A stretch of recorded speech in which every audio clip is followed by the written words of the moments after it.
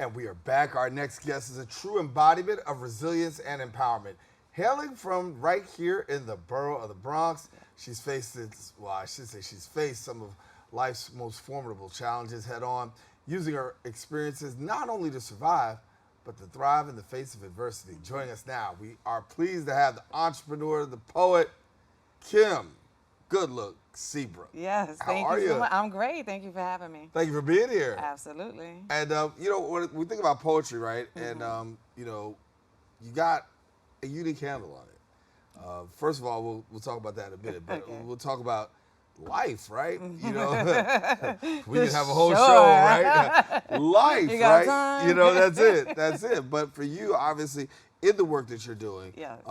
you've been impacted by life experiences. Absolutely. So talk to us a little bit about that, first of all. So, I'm in my late 40s. I'm 47. I was raised in the era of the crack era, and I like to talk about that because although those times were challenging, we also had some great times as far as community and knowing how to help each other, So, but yeah, that's just the beginning, right? Yeah. Dealing with drug abuse in your family home, sexual abuse in the home.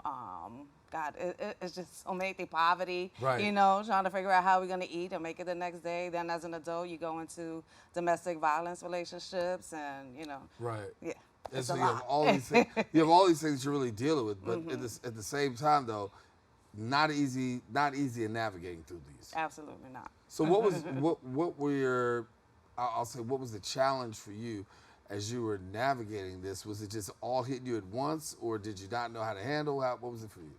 I think I've always handled everything with like some type of positivity at the end, you know what I mean? And knowing that there's always a light at the end of the tunnel is just knowing how to get there. So it took a lot, but poetry became my therapy, honestly, writing and expressing myself and letting things out and not be afraid, ashamed of the things that I went through, Right. because then you can help other people go and get through the same thing. So you used poetry as an outlet during the time that you were going through this, and even after this. What was that like, discovering it? Oh, well. So it takes a lot, right? Like, so I've been writing poetry from a young girl, even changing hip hop songs. Like, that's what made, me get into it. Hip hop is definitely my inspiration because it also talks about life, right? Right. But then when you go through life, you find a way to challenge your experiences, right? And how to deal with it. So going through that, my first poem on stage was actually a situation where I was in an abusive relationship. I talk about it. I talk about abortion. I talk about me having an abortion and me getting through it. But then it's called Thankful for the Pain. So I'm thankful for the pain, the hurt, the tears, and the stress. But without it, I could not appreciate my happiness. And when I did that on stage, I noticed that I was able to help other people who have been through the same thing or just didn't know how to express themselves. Right. So that's what made me realize that there was a purpose in everything that I've been through. So, yes. Being able to share that story, right, and tell people. But that's really, I mean, you just said it so boom, boom, boom, boom, boom. But it wasn't boom, boom, boom. It was like boom, boom, Yeah, right? yeah, it was hard. It was hard. All those challenges was hard. And I have a son too. So right now he'll be 25 in April. So he was a part of some of those challenges that I went through, the domestic violence and things like that, and having to see that. So no, it wasn't easy at all. Right. But again, when you just know that you have a bigger purpose, and when you know that enough is enough, and when you have that spark inside of you, you find it, and you just keep it going. So You take your poetry and stuff and you use it. I do. And you shared like just how you share your story of some of what you've been through with people.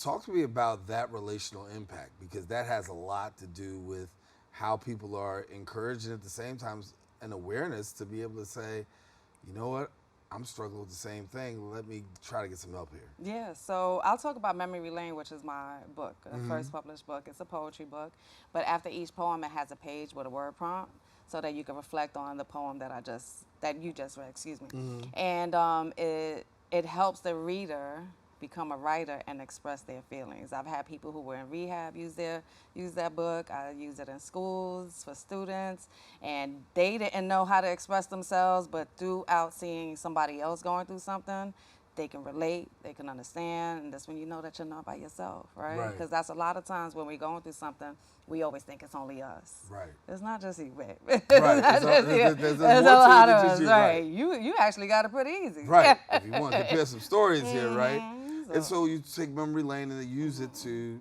walk people down your memory lane, right? Absolutely. What about them? Because what are we missing?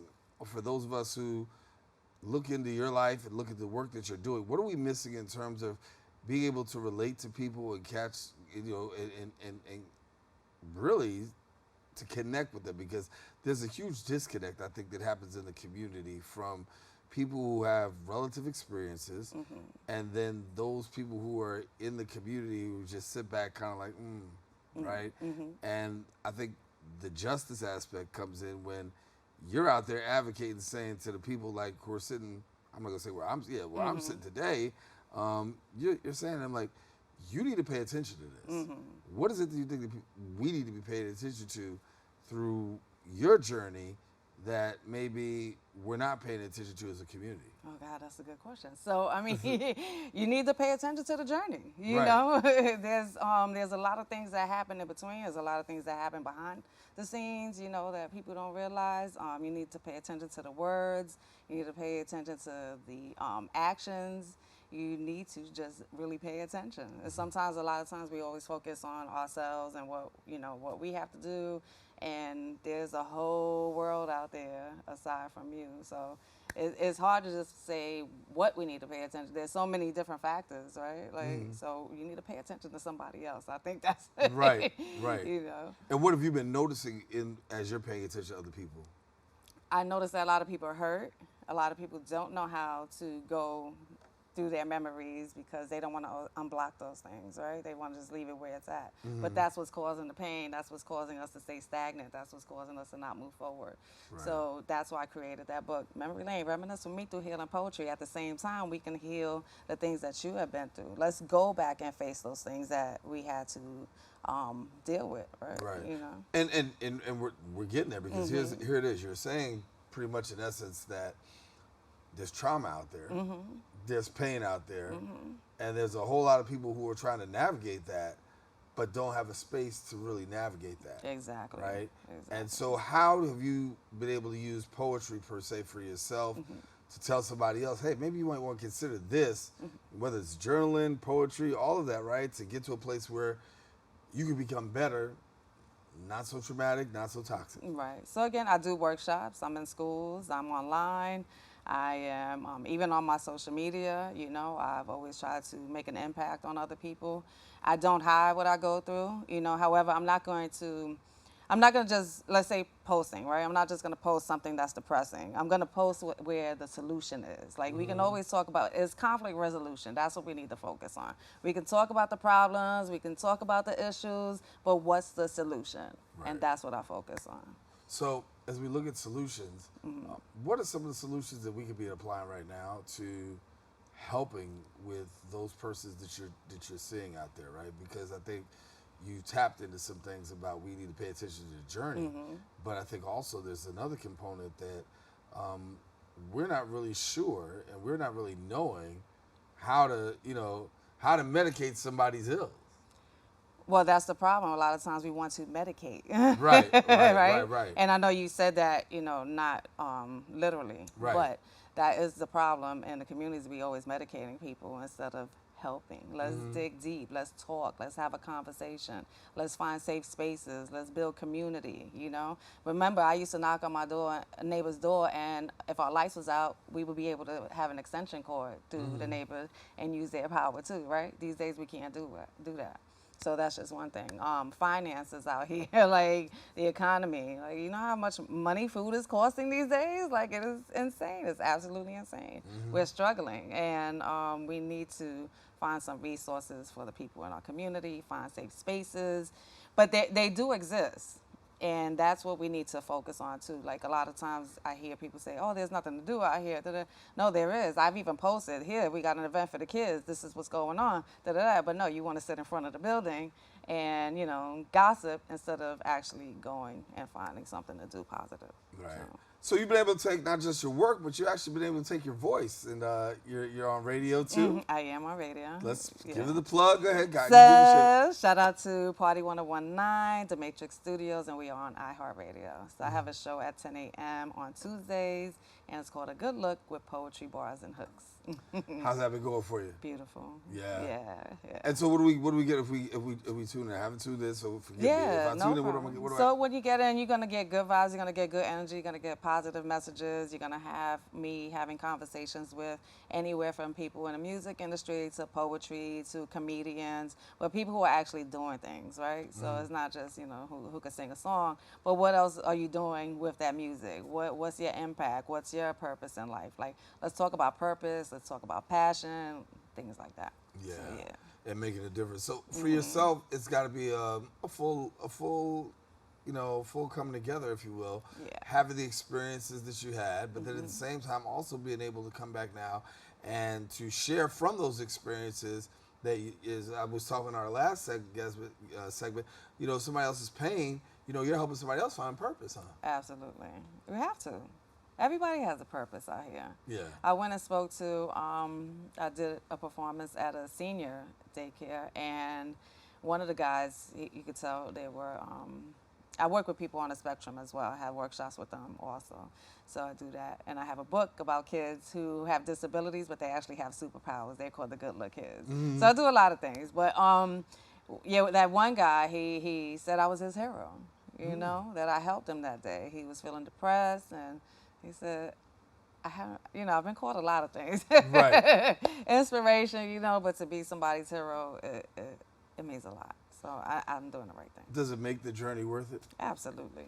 Absolutely. I was homeless for 2 years to pursue this career. And, I'm a poet first, my mother, my lover, my friend, writer, all of that stuff. So, but poetry is not just speaking the words, it's helping others find their voice. Right. And you feel like right now that you're in the throes of you finding your voice, or is there still more of your voice that you have to find? I feel like I'm good with my voice, but there's always things to find. Like, knowledge is infinite, Right. There's always things that I'm going to learn. There's always things that are coming my way. And, sometimes you may see this journey and then it's like, oh, this door is opening. Right. Okay, so. I always like to ask people who say that they found their voice because, when we talk about social justice, we talk about the fact of really, in order to articulate sometimes, people don't articulate because they have yet to find their voice, right? But your person has found your voice, and you found your voice, and you give it to the community. Do you remember that defining moment when you said, I found my voice? Yeah, I found it on stage the first time I did poetry. Wow. Yeah. Okay. When I was writing that poem, which I mentioned, Thankful for the Pain, I remember the day writing it on the bed. The sun was shining on me, but to actually be there on stage, which my knees was knocking, and to be able to express the things that I went through personally in front of a bunch of strangers, right? And to not worry about if I was going to be judged because I'm talking about I had an abortion after, a very bad relationship, which I was. Right. And, but when the women came up to me stating, you spoke for me. I just didn't know how to, say it myself. And then for the guys to be like, what, that happened to you? Where he at? And I felt safe. And I realized that there was something that I can do with this, and it wasn't just for myself. So how do you encourage others to find their voice so that way they can talk, whether it's about life issues, justice, how do you encourage somebody to find their voice? You got to find the right people around your circle. You can't be drinking all the time. You can't be partying all the time. There's a lot to do out here in this world, that is positive. There are a lot of people out here who are doing amazing things. And it's not easy. It's a lot harder to do, the quote unquote bad things, right? Which is what they say. But find the good people. Find the people who are making changes, who have been through what you've been through, and you'll be able to find that voice. Yeah. Is it hard? Well, I'm asking from your perspective. Was it as hard as you thought to find that voice? Yeah, nothing great comes easy. Right. Right. So through success, you gotta fail, you gotta drop, you gotta cry, you gotta be financially struggling. You got to go through so many different hurdles to even be successful. And I say there's different levels of success in people's eyes, right? But I found myself very successful. I've helped others, and that is a success in itself. I'm a published author. There's just a lot of amazing things that I consider myself successful. So where do people find a way to tap into you? Because you're a great resource. I mean, you've got this great life's journey, but at the same time, you're also helping people to shape theirs. So where do people tap into you at? So you can reach me on my website, goodlookseabrook.com. You can reach me on IG, goodlookseabrook. I'm all over the place, you know? Yeah. And as we're into Kim Seabrook, yeah. Kim Seabrook, as we're into March and Women's History Month, who are some of your inspirations? That is a very good question. So, hip hop was really my inspiration. So, but as far as I had a lot of great teachers. Let's go back to childhood because my parents were on drugs. So those teachers were a great inspiration in my life from elementary school and high school. So shout out to Mrs. Kowski and Ms. Kravitz. The whole Bronx regional team, my high school teachers, they were amazing. They made a major impact in my life, which is why I do a lot of what I do today, too. Yeah. And so coming up, if you want to let people know what you got coming up, or you Oh, God, there's so many things. There's an event coming up, there's a few things coming up. In the summertime, we have media press coming up next month where we get a bunch of different artists to come through and show their light. I have a book festival coming up in May, I think. There's so much going on that like my calendar is so full, but yeah. We can definitely catch you every Tuesday on 101.9. That. Search on iHeartRadio, search for Party 101.9, A Good Look with Poetry, Bars, and Hooks. I definitely. Thank you so much for joining us. Thank you so much for having me. Glad to have you. And listen, as Absolutely. we said, we always want you to be able to just tap in and find resources here on this show, and some great resources, great story, Thank you. poetry and Yeah. healing, and we enjoyed the story. Thank you so much. All righty.